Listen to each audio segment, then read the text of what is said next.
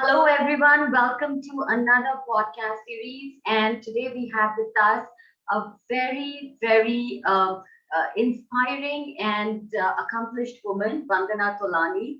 Vandana is the founder of Convanto Consulting, having run her family business in Jakarta and Singapore. She now has a headquarters in Gurgaon, India. She's an advisor with Loyal VC, an INSEAD-led Canadian VC fund and a partner in Silicon Valley's venture builder. She has been awarded as top 10 women leaders in wealth management, top 10 women entrepreneur brands, as well as counted in the top 10 consulting firms. We are extremely delighted to have her because a lot of perspectives we will get from her in terms of how women need to manage their finances, why is it important for women to be financially independent, about entrepreneurship, as well as having a great work-life balance.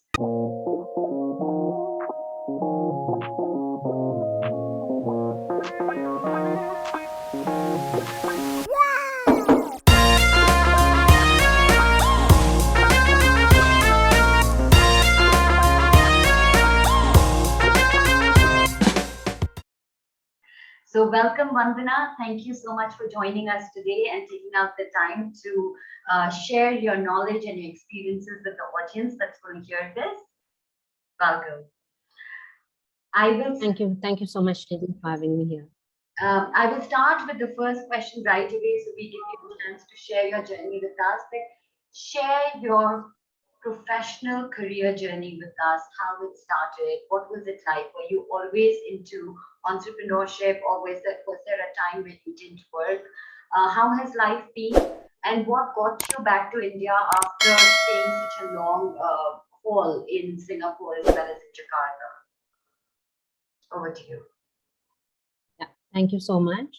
So I had my own family office in Singapore and Jakarta. For 15 years, I was in investment banking, and we did a lot of deals, in the tech space, non-tech space over there. Came back to India about 8 years back when Convanto started, and that's how the journey began again. You can say from scratch again. I did investments, then I went back to advisory. Then I decided to get into my own investment banking firm, which is Convanto. So the full form of Convanto is Consultant Vandana Tolani. In total, we have done 165 investments in more than 35 countries. Apart from this, I have given a 300 plus talks. You can see them on my website or YouTube. I've been awarded as the top 10 women leaders in wealth management 2021. My brand Convanto comes under the top 10 women entrepreneur brands along with Nykaa. My company has been awarded as the top 10 consulting firms in India, led by a female founder. Apart from this, I was also the Women Entrepreneur of the Year 2021. Now, in 2022 January, I was awarded as the top 10 futuristic women in India along with Nykaa. And February, Dr. Kiran Bedi awarded Convanto as the best financial institution in India in supporting startups in a tech startup conclave. Wow. So this is essentially the 8-year journey. Apart from this, there was no specific reason to move to India. It's just that because the roots are here, and we decided to move here. There were few other reasons why we had to move as well. So we just decided to start from scratch. So essentially, I've started from scratch with 2 kids again. So that's so inspiring. Yeah. So moving from advisory into this, or coming back to into consulting, did you find that you must have done your research and seen that there was a void in the market for a certain kind of service or something? So what was it that you felt was missing in the market, and what was the solution that you were trying to bring to this unserved need through your offering? See, essentially, investments is all about relationships. Now, I had very strong relationships with over 300 funds, and these are all the MDs of the funds. Essentially, startup need funding, and we have to connect them to the right kind of investors, groom them as to which investor to reach what time, whether they are having the proper pitch deck or no, whether they are having a proper financial model or no, whether they are having a proper business plan or no. So essentially, we had to. So the whole idea was to drive this. Startup ecosystem and get them the right kind of investments and do a lot of work in the startup space, because I see a lot of founders, they don't know how to present their pitch deck, even if they are been in the entrepreneurship for over 20-30 years. They are making pitch decks with 40 slides, asking for unreasonable valuation. So all that, and what's a video pitch deck, nobody knew. So essentially, you can say the video pitch deck thing started with Convanto itself. We started encouraging everybody to have this. So I think now it's the in thing. Every second startup is going for it. So these were the different things that we encouraged. Also, many founders didn't know how to present their story. The idea was awesome, their startup is doing good, but they don't know how to present it, how to scale up certain things. So we had to continuously guide them as to how they need to proceed. And in terms of a lot of women founders, which I found needed a lot of education in this entrepreneurship, and how to move forward if they are stuck, etc. So I think that was the goal essentially, and also to run my own show. Yeah, I think that's wonderful. So tell me something that when you started to tell them to make their video pitches, right? Which I think is unique. You're right, it wasn't there earlier. How, share something about how do you think these video pitches really give them the edge? How long are these video pitches usually for that you encourage them to make? And what are some of the elements that you tell them that must be there in their video pitch? So essentially, see, investors don't have more than 90 seconds to go through a pitch deck. That is when the video pitch deck comes in place. It's essentially 4 to 5 minutes where the founder is speaking about the story in short, what is their ask. So the investor also has a face, which includes also the background of the founder, who are the other team members in it, etc. So I think it's very, very important that the investor, especially during the pandemic, they had a face to somebody.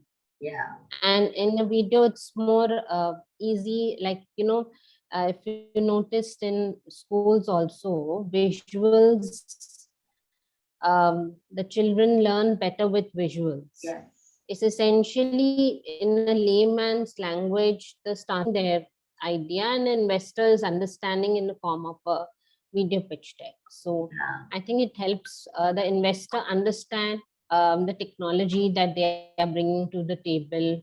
What is it that they are solving? So I think that is the goal of it. And in 5 to 6 minutes, you can just see a video and understand and then take it forward from there. I totally get you, because I think having a face to the name, as well as I think when you hear somebody in a video, you can almost see their passion through their eyes and the way they communicate about the idea. And that I think is way more powerful than just a pitch deck, which is, in writing. Definitely, I think you've helped a lot of startups with that.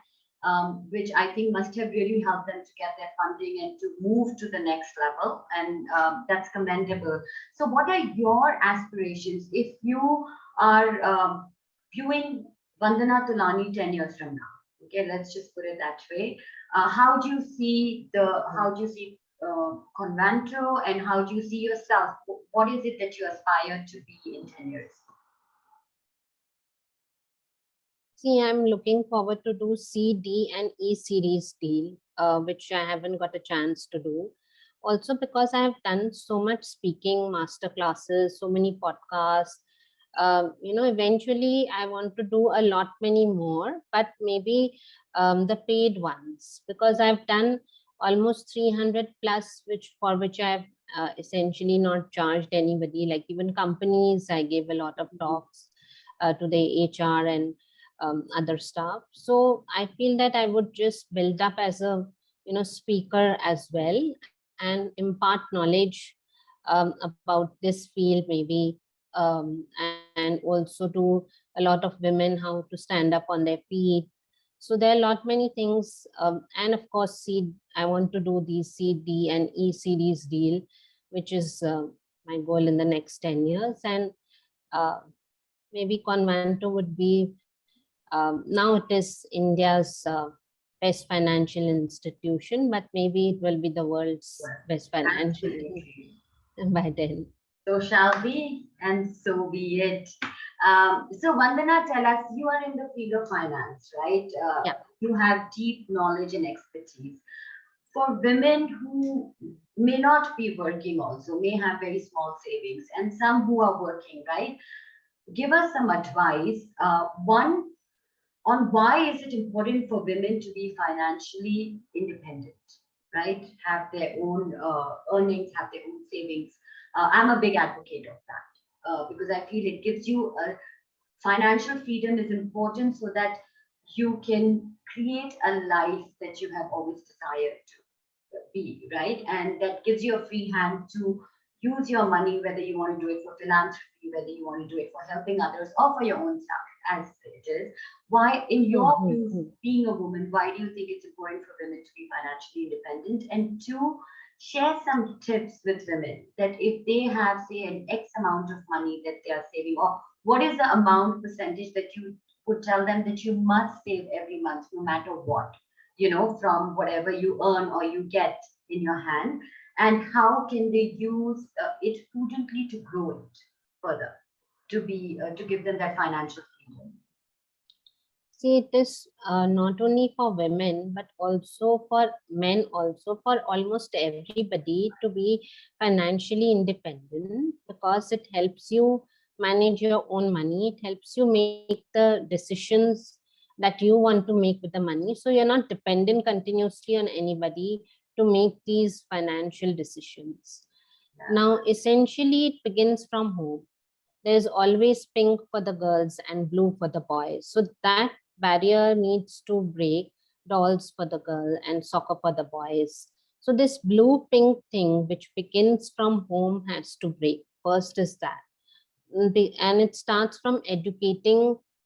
So marriage should not be the center of everything. That's what I feel is, especially in the Indian community, it is the center of everything for the male and for the female as well. So I think it has to, instead of parents saving for marriage, they should save, for the future of the daughter, and help her first stand on her feet, get that confidence. So if she's uncomfortable with anything, she should be able to walk off, gracefully from that, because she'll have her own thing to do. Mm. Also, women would be respected more if they do, earnings, and do business, and have the business mind, and it will keep them busy, keep their mind occupied, and help them strike that balance between the male and female. Very, very important. um, to read the book Power of the Subconscious Mind, because essentially everything is on our subconscious mind that we attract, whether it's good or whether it's bad. So I would recommend, first, when you want to start, just read this book so that your mind is in the center. If your mind is not in the center, then you can essentially not do anything at all. You have to first make your mind in the center and then start making these decisions. Women can do small investments, like have their FDs in place, these small, have a insurance in place. Just start with small stuff. doesn't have to be really big. So at least at the time of something that happens. Now, I came across a few women. They had very good jobs. They were doing extremely well in their jobs when the pandemic hit and people were getting removed from jobs.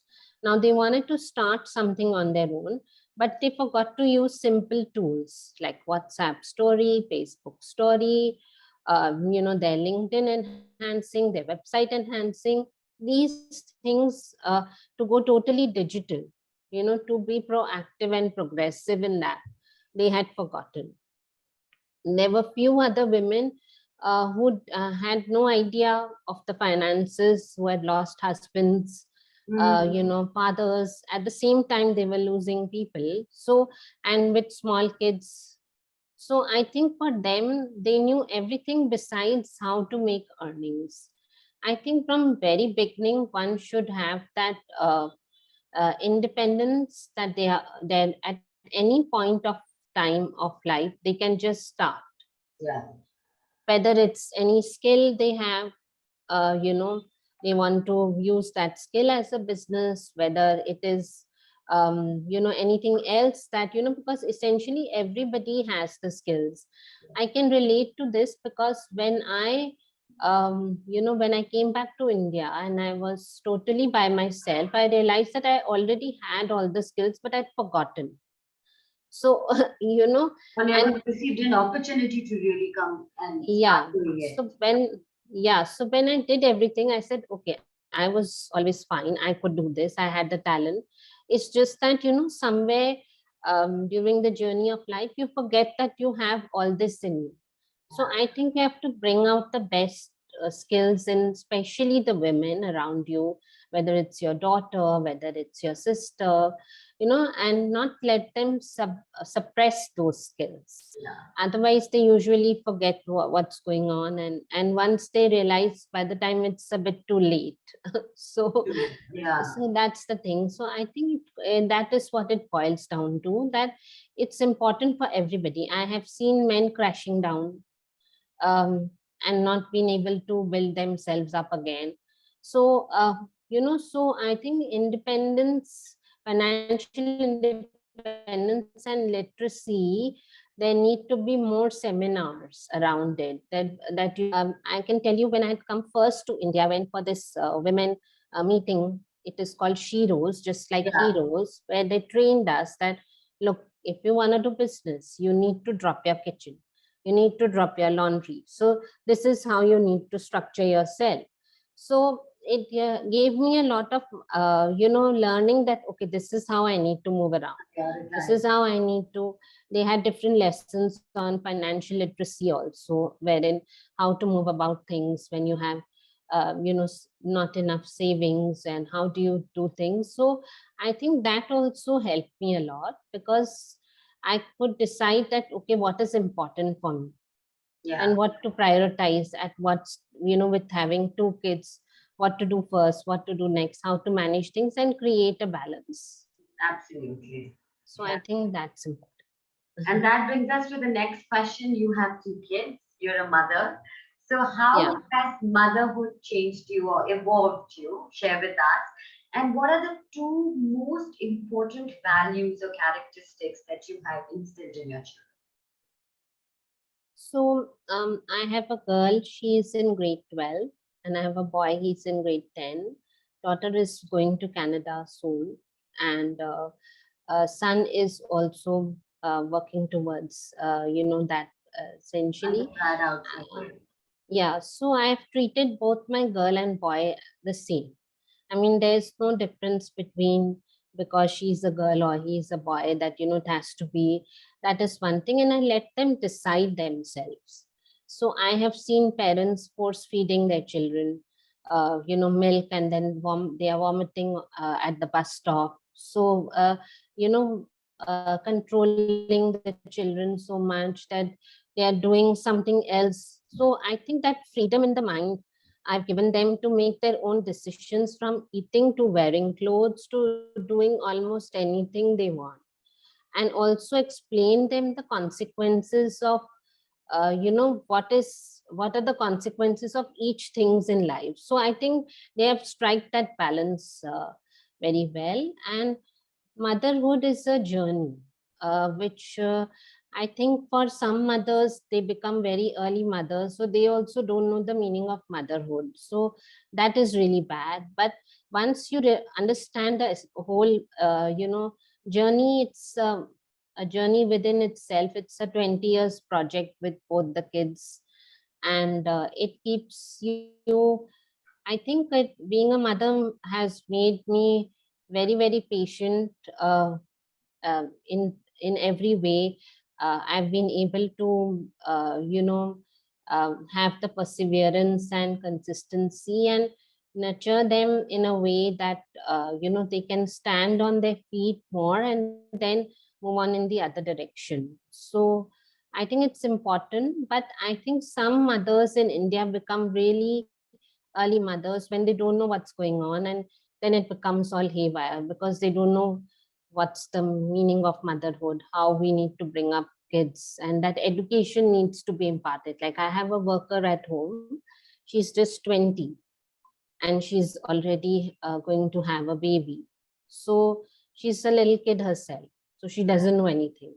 So she keeps asking me, why do I feel this way? I Yeah. mean, why is it that I feel it like so suffocated all the time? Like, I'm like, it's, you have to Yeah. go through. So I think that's the thing, because she just got married, and then so her life, so she feels her Yeah. life is stopped. And sometimes they don't have a choice in deciding when they want a Yeah, kid. Sometimes yeah, these things are there, and sometimes it is by choice that they, because yeah, of family pressure sometimes, and it yeah. happens. Um, Share with us, of course, you moved to India and you moved from a more, I would say, structured society, right? Especially Singapore to India. You Hmm. must have faced a lot of challenges. There may have been certain, and maybe professionally, maybe personally, maybe both. Share one challenge with us that particularly was very, very tough for you to make you, kind of just seed into the ecosystem here. And have you been able to overcome it, or do you still see it and you've just managed to create your own ecosystem to kind of go over the hump? Share some challenges. See, in Jakarta, it's a Muslim country. They have all these laws over there, and then they have their prayers, and then they have the Ramadan and all those other things. So I think the movement over there was very restricted, and the decision making is more towards the male. It's a very male dominated place, Society. wherein in Singapore, there are no taxes. You can move about freely, you can do anything at any point in time of the day, so that freedom is there. But of course, it's in terms of medical and other things, it's very, very costly. Yeah. When came back, yeah, so when I came back to India, I think I was welcomed, uh, you know uh, and didn't face as many challenges, except for there is some places where there is people are still conservative. So for me, this one thing that keeps ringing in my mind is that, if I have to take a car at 8 or 9 o'clock at night to go for a meeting, I cannot, and I'll have to think twice. So if I was a male, I would just pick my car and go, Yeah. going for a meeting at that hour, and it's okay, I can. So I think that uh, restriction is there Yeah. still. Other than that, I have been welcomed very, very warmly here. I have gotten so many awards, and I've been able to move ahead. Just that because I'm single mother with two kids, I'm looked up at differently. Um, and But other than that, in work and all, yeah, initially people did comment, she has two kids, can she do business, will she be Hmm. business savvy, and you know and other stuff like that. But then I didn't let that affect me. So I just had to move in the direction of Fast. Yeah. uh, productivity, and then the work spoke for myself. So I think that was So the. wonderful. That's so great. And I think definitely ever since, so I moved, my first move to India from US was in 2005. And I faced a certain set of challenges there, in terms of there was no online home delivery of groceries, this, that. And if you Yeah, weren't driving in India, you were stuck with, the availability of a driver. So if you chose not to come 2 days in a week and you have meetings and there were no Ubers and Olas, you are just stuck. You have to mm, cancel everything. This time when I moved in 2011 from Singapore to India, things were so different because Amazon had already established itself, and with the online groceries and everything, now I feel that life is so much easier here. You don't yeah, even need to sometimes have a car. The Ola, Uber part is taken care of. There are ways to track where your children are going when they're in a cab. Just makes you feel a little bit more in control or safer. Though I completely agree with you, even though I live in a smaller town like Jaipur, a smaller city, if it's dark, I just won't take the car yeah, myself. I want to go with a group of friends or somebody accompanying me. And it's just not that somebody else says it to me. It's just self-imposed. I myself don't feel very safe. So yeah. I think that part, if it changes in India, it would be so perfect, where we all feel safe. Yes, even when my daughter goes out, that's the worry. But now the cabs are much safer here. There is a Blue Smart cab here, which is an electrical cab and which is very, very safe. And the drivers are very safe, but uncertainty Yeah. can hit any time. So that's the thing. So essentially, even if I'm coming back from somewhere, if it's post 9 o'clock, that thing is that uncomfortable feeling is there. I get you. I totally get you. So, we are coming to the end of this amazing conversation. I would like you to share, because I can see that, when you were talking about read the subconscious mind, the power of the subconscious mind. In fact, you won't believe this. That's a book I have right now on my table to read. I would like you to share a quotation that is very close to your heart, that you read in a book or somebody said to you, anything that you literally live by. That's your mantra, a go-to mantra, which you say a lot to your kids or to people. Share that with our viewers. See, there is one thing that I've learned, that you will only be criticized by people who are doing lesser than you. You won't be criticized by people, who are with power at what you're doing. So don't let that affect you, because with women, that is what happens is, when they feel criticized, they want validation. They want people to validate things that they are doing. So I think that part is always I live by, that if somebody is criticizing you, that means they are doing less than you and you are doing more than them. That is why they are criticizing you. So that is one quote that I really live by. And the other one is that, this is by Jennifer Lopez as well, that we've been making our own opportunities. And as you prove your worth and value to people, they can't put you in a box. So you hustle into happening, right? So I think this quote is the one thing that I live by, always. And because, you don't have to really, once you understand your own value, I think that's it, and you've named everything. Yeah, and then no box fits your size. Yes, unstoppable, and you have Yeah. infinite potential. But Vandana, thank you so much. It's been such a pleasure connecting with you and having you share your journey and what you have been able to do from scratch, having moved to a new country, as a single parent with two kids to take care of and starting in a new city and establishing yourself so beautifully and with so many accolades and awards, which testify how your work journey has been. It's I think very inspiring for other women, as well as I think it's a story that most men need to see and understand, that you can't judge somebody just because they come in a certain way, right? That, oh, she's a mother or she's a single mother, or will she be able to juggle? Because I think women have, we've been gifted, and I say this to all women, we've been gifted with this amazing gift by the universe, that we can multitask. You give us 20 tasks in a day, you write it down, and we will be able to finish it at the end of the day. Yeah. We focus ourselves and structure. But at the same time, if we don't write it down and we're not focused, then we are also masters of whiling away our time unproductively. But sadly, so I think you brought that focus in and you've done so amazingly well. Thank you so much. And we end our podcast here, and I wish you tons of success and many, many more startups to benefit from your advisory services, your showing them the path and showing them the way that can help them meet their business aspirations. Thank you. Thank you so much for your precious time as well.